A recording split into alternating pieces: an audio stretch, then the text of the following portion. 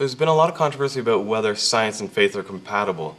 What does the Bible say about this, and how have other intellectual believers covered this topic? If you could give me some answers on that could help out, that would be great. That's a very perceptive question, because in this postmodern Western culture, opponents of Christianity want to propagate the idea that science and Christianity are at odds with one another. Here are some broad strokes of what they want us to believe. First, scientists have no presuppositions or biases. They're all totally objective, educated people with no hidden agenda. In addition, all scientists agree on important issues, such as the origins of the universe and the evolution of human life. Second, Christians are uneducated, emotional people clinging to the fairy tales of the existence of God and an afterlife. And third, science and Christianity are totally incompatible. You can believe one, but not both. Now, all of these statements are false. Let me emphatically say, Christianity is not anti-science. Christianity is not afraid of science. Christianity is not incompatible with science. In fact, the more we learn from science, the more that knowledge supports the scientific statements of the Bible. But to quickly address the question, when many talk about the supposed incompatibility between science and Christianity, they're referring to two different worldviews regarding the origin of the universe. Many scientists believe in what we can call a materialistic cause for the universe. Christianity believes in a theistic cause for the universe. Now, to be a consistent worldview, that worldview must have sufficient cause to account for what is. In other words, there must be an adequate cause to produce what we know to be true. And there are two things we know for sure: the presence of the universe and the complexity of the universe. First, the universe is present. It's real. It's here. Something or someone had to cause it to be here. The materialistic worldview says matter is eternal and caused all that we see. My good friend Rob Morgan describes watching a science professor shred the arguments of an agnostic student by simply asking a series of repetitive questions. The professor asked, "Where did life come from?" "It evolved from chemicals in some sort of primeval pond," replied the student. "Well, where did the primeval pond come from?" "From elements existing as residue of the Big Bang." "Well, where did the Big Bang come from?" "From a speck of matter that exploded." "Well, where did that speck of matter come from?" That's where the discussion ended, because the student's only answer was, "I don't know." Is matter eternal? Did it create itself? If so, can lifeless matter produce life? Theologian R.C. Sproul explains that for something to create itself, it must be before it is, which is impossible. Nothing, anywhere, anytime can create itself.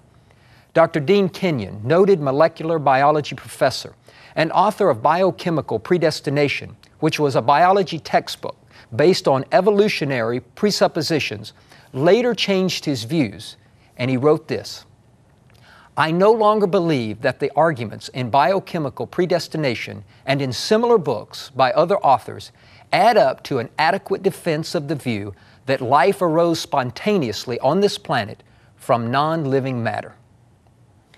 Matter is not an adequate cause for the presence of the universe. The Bible, however, opens with these words: "In the beginning, God." An eternal, all-powerful God can account for the presence of this universe. Also, there must be a sufficient cause for the complexity of the universe. Can lifeless, mindless matter produce the complexities and design that are present everywhere in the universe, especially on planet Earth? If there is a design, there must be a designer. The famous watchmaker argument for this truth goes something like this. Suppose we're walking along on a path in the forest and we come across a large rock. So I ask you, where did that rock come from? "Oh, it's eternal. It's always been," you might say. Walking along a little further, we come across a watch with hands and gears and precise workmanship. I now ask you, where did the watch come from? Oh, someone walking along before us must have dropped it. No. Where did it originally come from? Oh, that's easy. A watchmaker with great skill created it. No one in his or her right mind would say that the watch has always been. No one would even say the watch came from the rock.